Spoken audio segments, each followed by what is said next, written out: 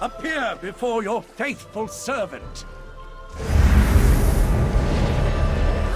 I answer my Earl's summons only to find him with these unworthies. Do you betray me too, Lathan? Never, my prince. We share a common enemy now. Please, talk to them and hear what they have to say. So, the mortal who opposed me wants to speak. If what you say doesn't interest me, I will order Lathan to kill you.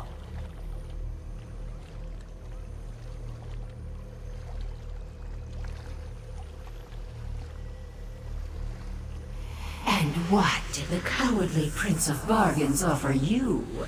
Was it something so intriguing that you would risk my wrath as well? Speak, before my patience wears thin. You would challenge Nocturnal in the Crystal Tower? Since gaining the Heart of Transparent Law, the tower serves as an extension of her own realm. It amuses me that you want to thwart her plans. She'll destroy you, of course, but I am still amused. How desperate you must be to offer the very relics I once sought. I will think upon your request. Before you enter Vile's realm, have my Earl contact me again. At that time, I will either help you, or I won't. As is my prerogative. That's it? A maybe? I'll return to Artaeum with Darien and tell them what we learned. Meet us there.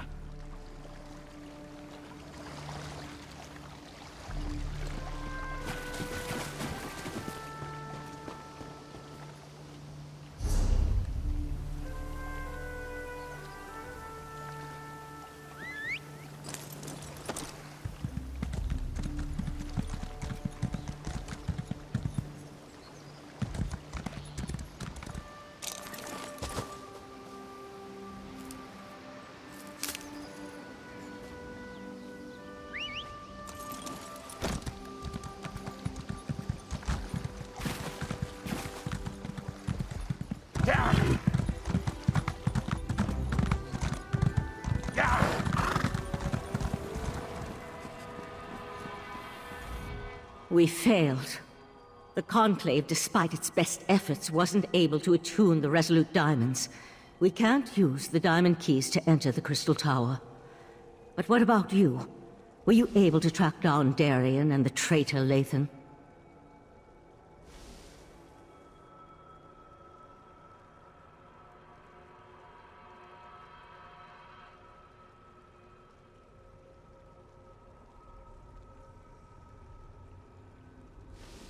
Using the Crystal Tower and Sotha Seal's technique for utilizing life energy?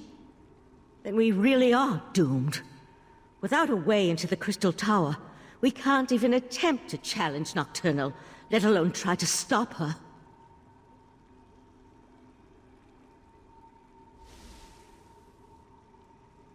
Is that what the Psijic Order is reduced to? Forced to accept help from the same Daedric princes that got us into this trouble in the first place? Still, getting to the tower won't matter if we can't use the Diamond Keys to get inside.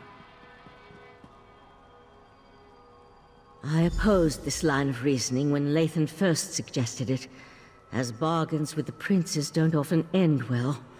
But what choice do we have? Still, thanks for finding a way forward. While it's a long shot, at least it represents a chance. I'll start making preparations for the Dreaming Cave. In the meantime, Sotha Seal asked me to send you to his study the moment you arrived. I'm not sure what he wants, but you should tell him about your interactions with the betrayed princess. Something to do with the Crystal Tower, no doubt. Sotha Seal has never been forthcoming, though for some reason, it appears that he's taken a liking to you. But tell me, what of Darien and Lathan?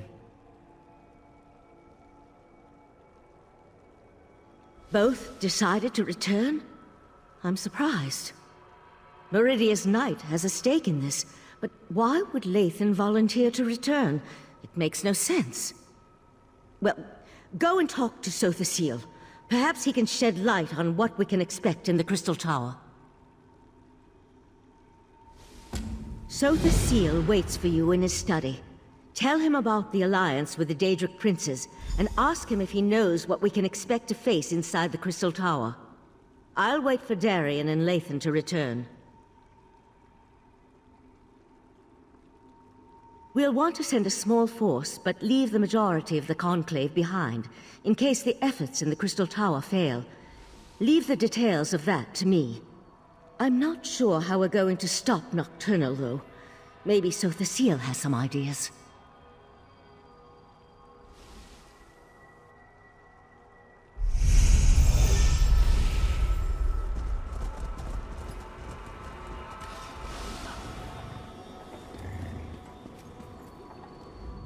The Tribunal has been warned. They will make preparations in case the efforts here fail. I doubt that even they can weather the resulting storm if the worst comes to pass. As I calculated, your actions will determine the outcome of these events.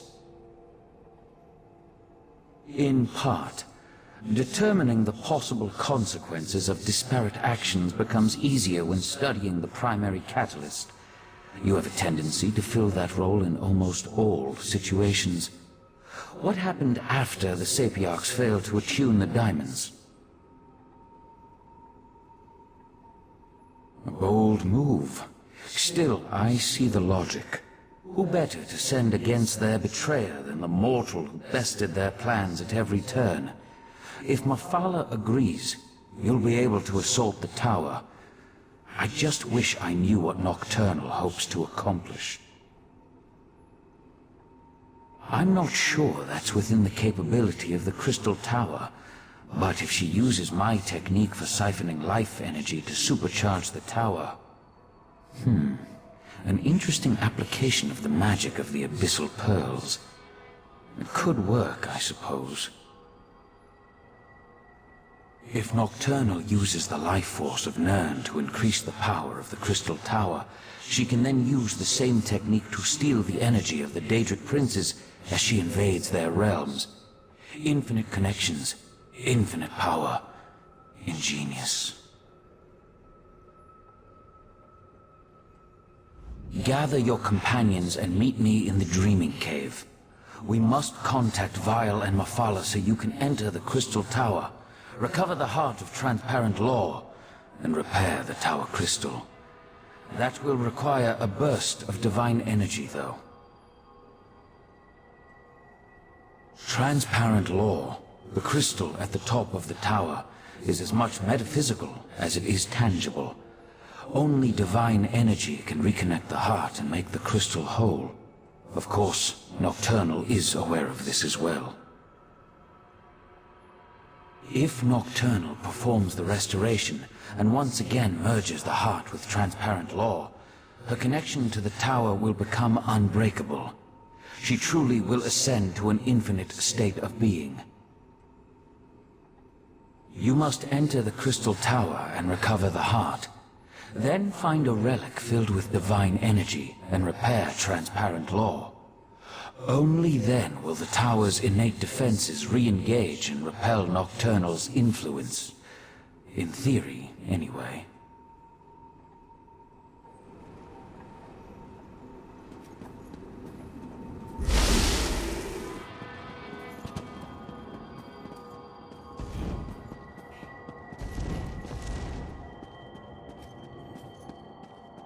Psijics must be wine drinkers, because this ale they make tastes awful.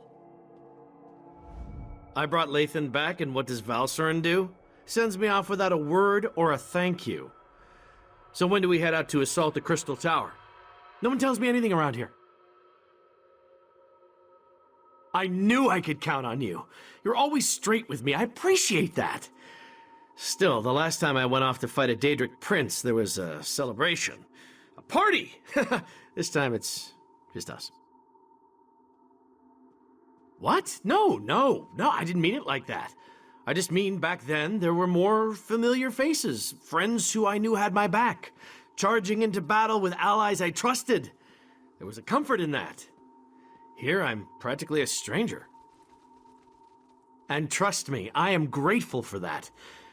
You're kind of like me in a lot of ways, aren't you? An outsider caught up in things we don't fully understand.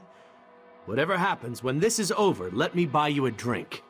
Then we can have a proper celebration.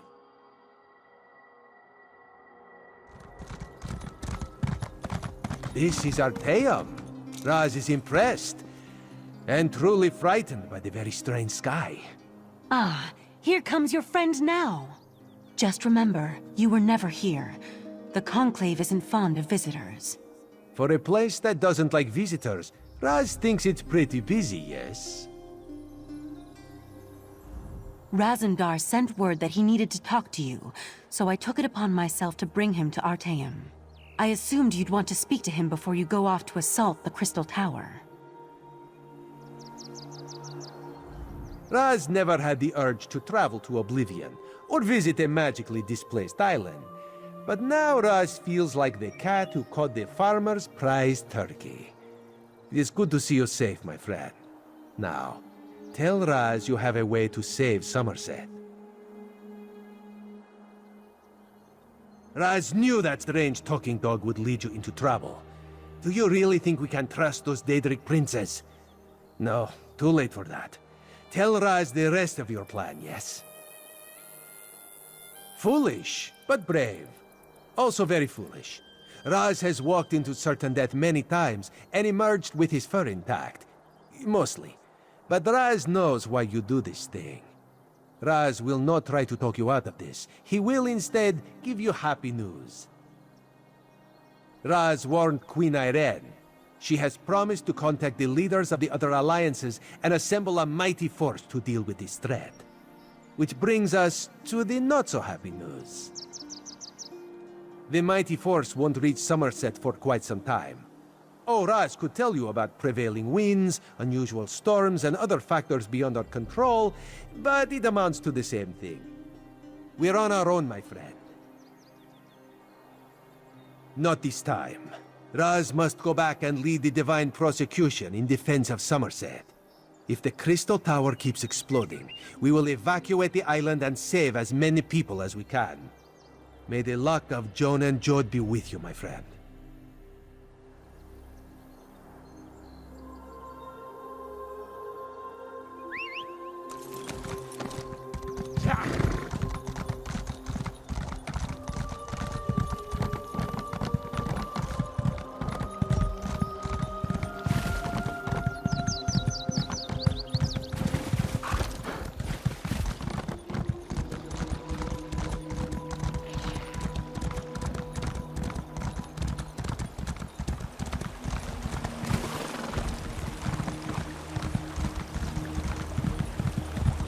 You were a terrific father to our daughter, Lathan.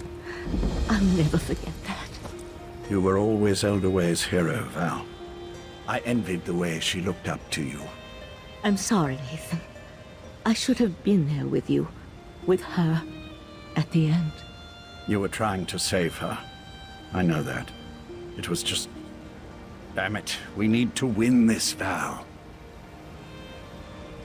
Things will never be the same between me and Lathan again. But I think we understand each other a little better now. Funny how the approaching end of the world has a way of putting everything into perspective. I've been a member of the Psijic Order for more years than I can remember. But this is the first time since my daughter's illness that I've been truly frightened about what's to come. The world ends all the time. It's just that I'm more accustomed to that being a personal event and not a shared experience.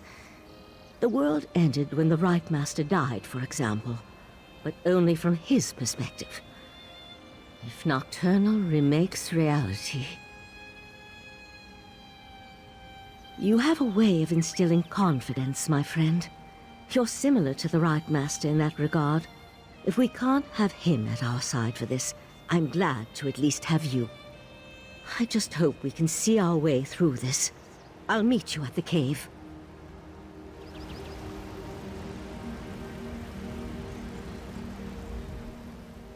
This shrine, Val and I built it for our daughter after she died. High elves don't bury their dead, but we needed something to remember her by. She loved climbing this tree before the illness took her. I forgot how beautiful it was.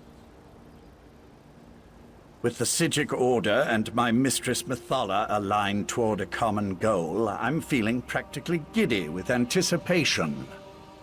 But never fear. I'll re-establish contact with my prince when called upon to do so. I gave you my word. The court offered me a purpose after my life lost its meaning. Our princes promised to remake the world, turn it into a better place, a paradise, and they were going to elevate the Altmer back to their status as gods. Suffering would come to an end. Not in the least. Remaking the world to eliminate death and disease is one thing. Destroying everything to turn yourself into a being of infinite power, well, that's something else entirely. Mephala will see that and provide the help you need.